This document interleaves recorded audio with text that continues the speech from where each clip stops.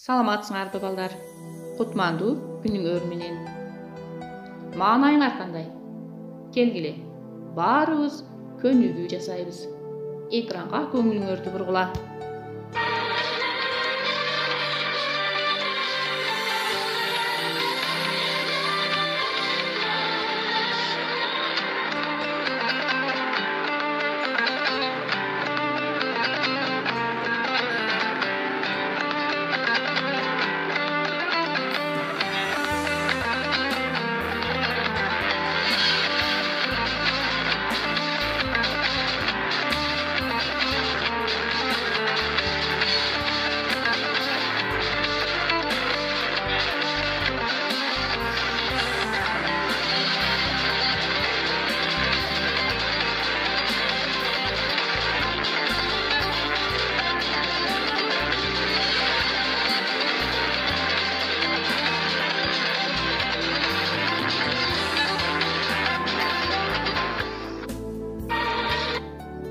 Бир аз болсо да көңүлүбүз көтөрүлүп калды.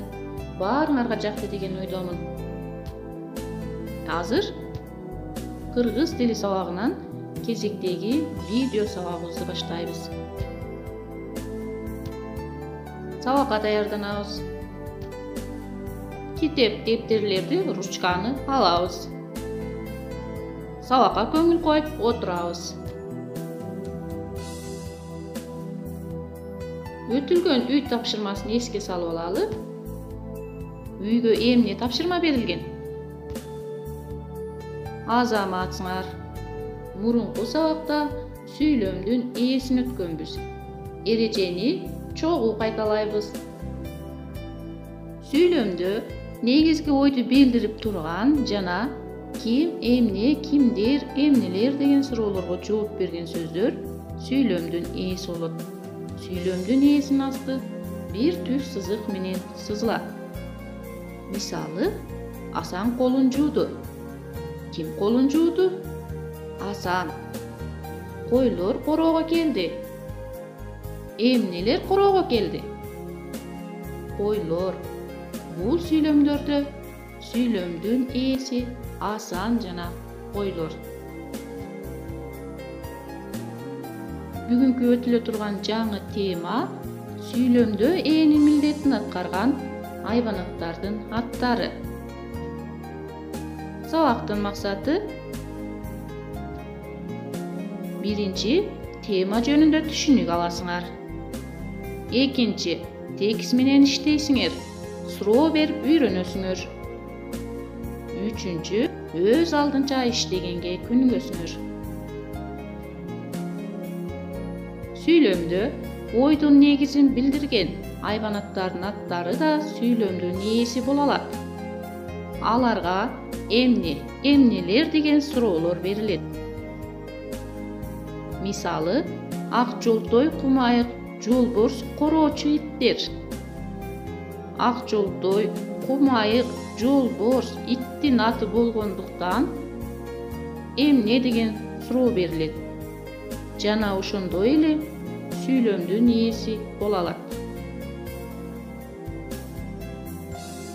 Сүрөттөр менен иштейбиз. Бул эмне? Тоту куш.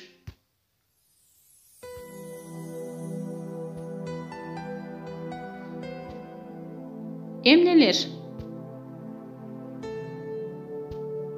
Тоту куштар. Эмне?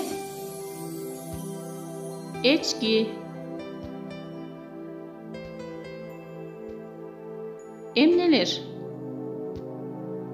Эчкилер. Көрдүңөрбү балдар? Эмне, эмнелер деген суроолор берилди. Көнүгүү иштейбиз. 303 көнүгүү. Кагаздан жасалган 1000 турна. 3 бөлүмүн окуп чыгабыз. Окуя андан ары кантип уланат? Садако кагаздан 1000 турна жасайм деп күнү-түнү чарчабай аракеттенет. Аны менен ал эктенип, оорусунда унутуп, бар күчүн кайтадан жыйнайт. Key күндөрү 1000 turnany jasap бүтpөy turgansып, көңүлү çöküp, бирок кайрадан үмүт менен досторуна ат-энесине дем берет.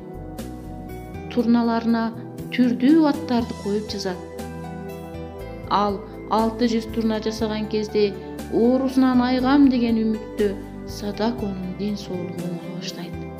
Чымырканын ишин дагы улантат. Бирок аз күн өтпөй ал өзү сүйгөн 1000 турнасын жасап бүтө албай көз жумат. Ошондо 644 турнаны жасаган экен. Sonra анын акыркы турнасы эле. Балдар, силер кайгырбагыла.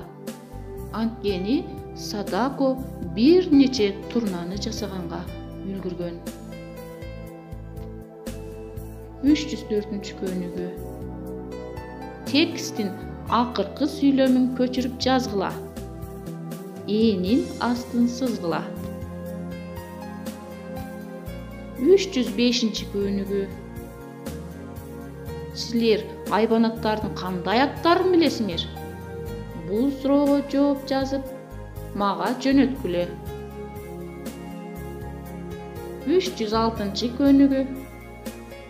Садакого классташтары Белеке, Күчүк, Мышык, Тоту куш жөнөтүштү. Аларга ат коюп окуя жазгыла. Сүрөттөгү жандыктар сүйлөмдө энин милдетин аткаргандай болсун жана эмне, эмнелер деген суроого жооп берсин. Сабакты бышыктоо бөлүмүнө да жетип келдик. Бүгүнкү сабактан эмнелерди үйрөндүңөр? Сүйлөмдө энин милдетин аткарган айбанаттардын аттарына кандай суроолор берилет? Ушул суроолорго өз алдынча жооп берип көргүлө. Үйгө тапшырма. Эреже жаттоо. 307-308-көнүгү. Аткарып, мага жөнөткүлө. Саламатта калгыла. Көрүшкөнчө.